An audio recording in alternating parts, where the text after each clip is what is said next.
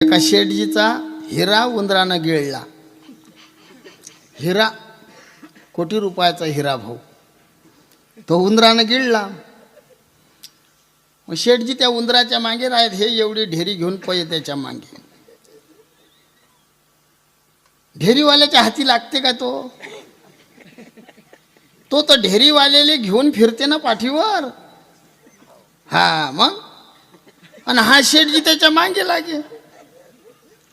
पकडा पकडा पकडा, उंदीर पोत्यात घुसेन पोतडीतून निघे, हाती ना लागे.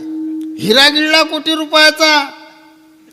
मग शिकारी लोक बोलावले, उंदीर धरा. कबूल केले. 30-30 हजार रुपये दोघायले देऊ, पकडा फक्त उंदीर.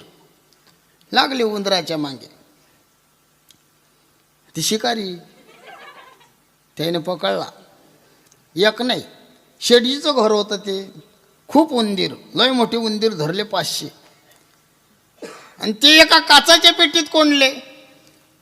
आता ज्यानं हिरा गिळला तो कोण, कसा काय ओळखाव?